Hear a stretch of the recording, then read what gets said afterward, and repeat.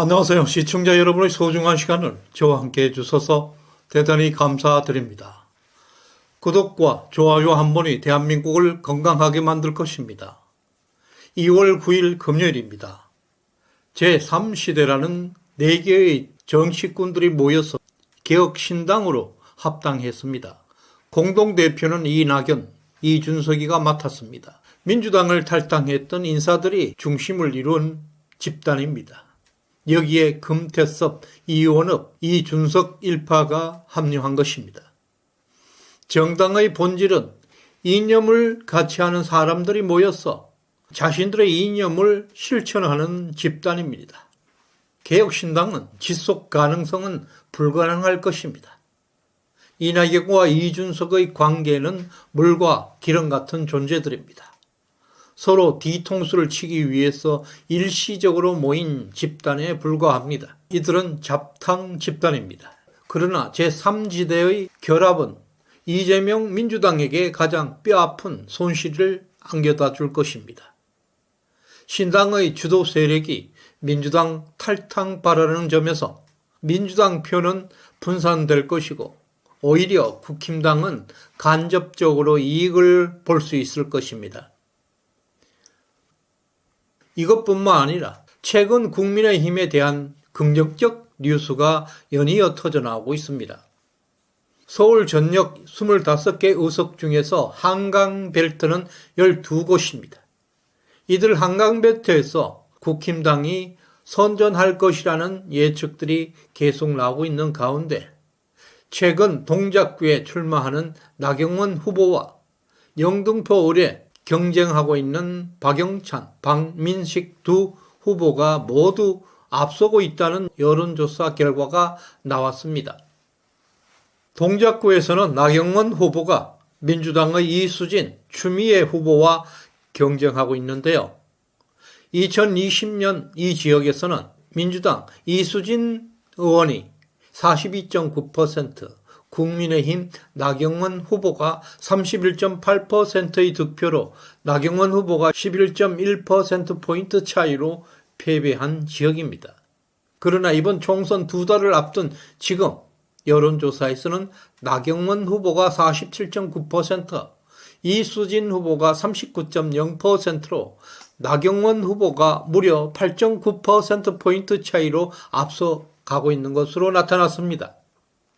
민주당이 추미애 전 장관으로 후보를 바꿔 내세울 경우에도 나경원 후보는 47.6%, 추미애는 37.7%, 9.9%포인트 차이로 역시 나경원 후보가 우세를 보이고 있습니다.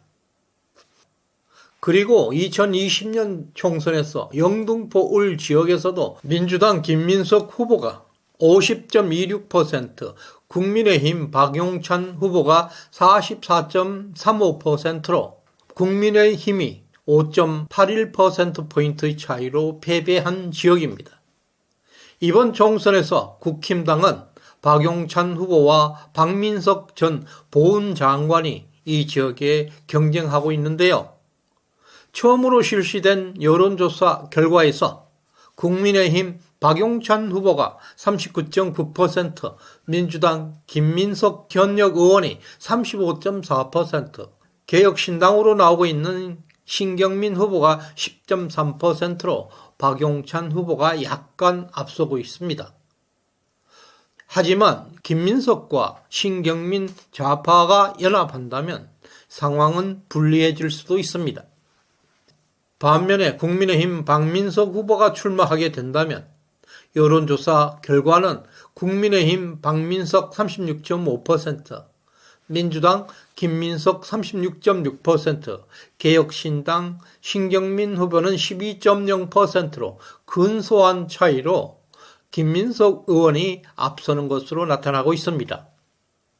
이와 같이 한강벨트 지역에 있는 이들 두 지역에서 여론조사만 놓고 봐도 수도권에서 국민의힘이 절대적으로 불리할 것이라는 예상과는 달리 동작구에서는 나경원 후보가 큰 차이로 우세를 보이고 있는가 하면 영등포 을에서는 박용찬 후보가 근소한 우위를 점하고 있고 박민식 후보가 나서더라도 팽팽하게 접전을 벌이고 있음이 나타나고 있습니다.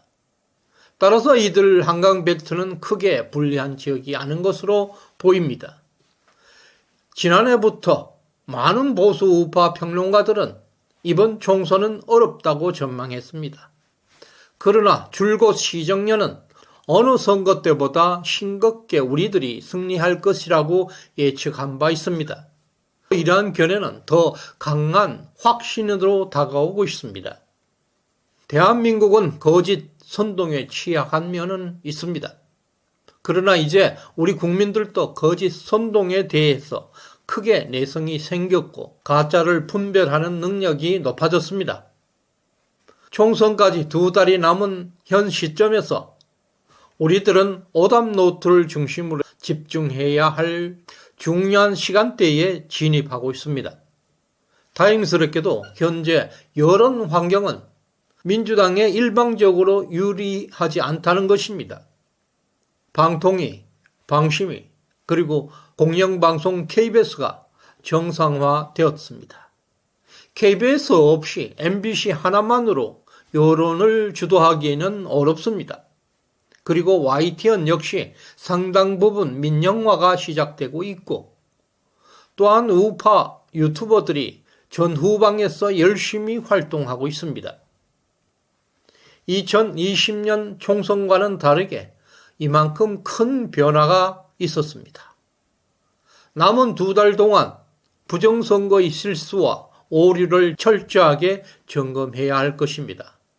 특히 공천 과정에서 파동 없이 지혜롭게 대처해야 하는 것이 우리가 할 수 있는 선거 전략입니다. 우리 내부 전략이 견고할수록 상대방은 실수할 여지가 더 많아질 것이고, 경기는 우리가 잘해서 이기는 것이 아니라 상대가 못해서 이기는 것입니다. 이미 민주당은 조국 사태 이후 그들의 정체성을 상실한 상태에 빠져 있습니다. 우리 보수 우파들이 탄핵 사건 이후에 정체성 혼란으로 큰 아픔을 경험했듯이 지금 좌파 진영에서는 문재인의 종북주의 그리고 조국과 이재명의 도덕적 문제로 인한 내부 정신분열 현상을 겪고 있습니다. 특히 정신적 타락은 단기간에 수정될 수가 없습니다. 한 방향으로 추락하는 물체는 스스로 멈출 수가 없습니다. 결국에 가서는 어디엔가 부딪혀야만 멈출 수가 있게 됩니다. 이번 총선에서 민주당은 철저하게 실패할 것입니다. 만약에 그들이 일부 패배한다면 그들의 추락은 한없이 계속될 것입니다. 이재명 대표가 여전히 민주당 당권을 장악하고 있다는 사실은 이번 총선에서 우리 국민의힘에게 절대적으로 유리하게 작용할 것입니다. 무엇보다도 이번 총선에서 더욱 강력한 승리 요인이 하나 있습니다. 바로 윤석열 대통령과 한동훈의 콤비네이션입니다. 윤석열 대통령은 우파 가치를 추구함으로써 집토끼를 튼튼하게 관리하고 있습니다. 반면에 한동훈 위원장은 다소 좌파적 가치를 의도적으로 확장해 나가면서 산토끼를 잡아오는 전략을 구사하고 있습니다. 이것은 다소 위험할 수 있는 전략인 것은 분명합니다. 그러나 그만큼 승리가 절박하다는 것을 의미하고 있습니다. 이와 같이 윤석열, 한동훈은 공동 운명체입니다. 총선에서 패배하면 윤한 동맹은 공멸한다는 사실에 공감하고 있습니다. 지금 윤한 동맹은 어느 때보다 강력하게 작동하고 있습니다. 시정연은 정통 보수 우파의 가치를 변함없이 추구할 것입니다. 저희 영상이 많은 분들에게 전파될 수 있도록 많이 공유해 주시길 바랍니다. 구독과 좋아요 한 번이 대한민국을 건강하게 만들 것입니다. 내일은 설날입니다. 가족과 함께 즐거운 시간을 보내시길 바랍니다. 끝까지 시청해 주신 여러분께 감사의 마음을 전합니다. 고맙습니다.